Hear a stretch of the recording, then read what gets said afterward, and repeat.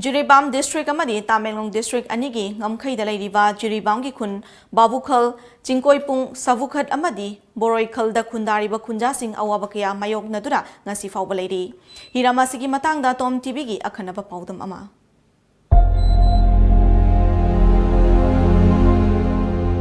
Jiri Development Organization ki President Leiriba Sadananda Singh na hai matam sang na chahi yankhai taret khundarak laba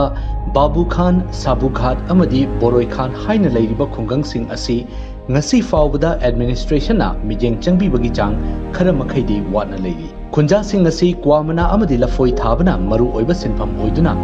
madudagi fanglakpa sel aduna hinglibani lafoi lau ama thangbada aduki matik awaba oiri chingdagi lafoi putharakduna lamsang purakpa amadi khongsing asi lalakpa matamda thong leitabanina asuki matik awaba chahi matam sangna lanthen ngaduna lakli hiram asigi matangda administration na mijeng changbidana leirabadi asi yona malemasina chokhalaba matam asida hingbagi asengba mahau fauba fangba ngamduna adumak leiragadra haibsi achoba wahang ama oiri asi yona kuina mafam sing asida khundaduna laklabasu lambi thong sembidabata natana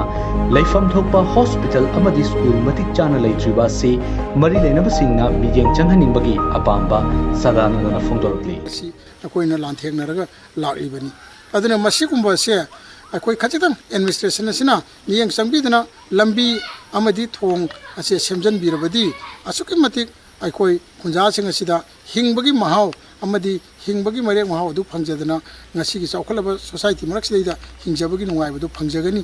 adu natrabadi mafam sidai leiriba praja sing ase akoina hingibu pusi mahing asibu masibu punsira haiba wahang asi hojik lak tangai padana lak tabanate nakalam romda khulgi khunja ama oiribi ilangbam priti leimana hai mafam asi leibagi di yamna nungai adubu lambi thong asi yamna nungai dabana maram oiraga nongching tarakpa matamda chathok sasin tawbada chawna khudong chadaba mayoknari nongching gi fibam phataba matamda thabak chathok chasin yadaba asina maram oiraga thong asi matang oirabasu sabiragadi achoba mating oiragani hairi lambi asida maram oiraga kanagadaba thabak singsu tawba ngamdana leinari ana ayek yaurokpa matamda hospital ka hena lapna leibana khunja singna awaba kaya mayoknaduna leiri khudaki oiba emergency natraga angang unabagi case sing lakpada chawnu khudong chadaba ama oihalli hoi leibagi budi yamna nuai aduragasu lambi thongje yam nuai dabana maram oraga nongsing tarakpa matamda jathok jasing yam nuai te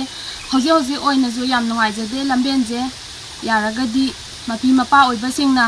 lambenje khra yengjanbiyo Jiribam district ki manungsan laiba Babukhal Sabukhat amadi Borokhal hairiba khun ahum asigi lambi asi ngasi phawba mari leinaba singna yengsinbidabana maram oiraga ngasi phawba sembidana leiri khun ahum asi Jiribam district amadi Tamenglong district ki border da laiba khun ahum ni khun ahum asi da layengsang leitaba ri leinaba singna yengsinbidabana maram oiraga ngasi phawba sembidana leiri paudam jaribi Babukhal gi chingkoipung dagi TOMTV gi damak lanchenbi chanu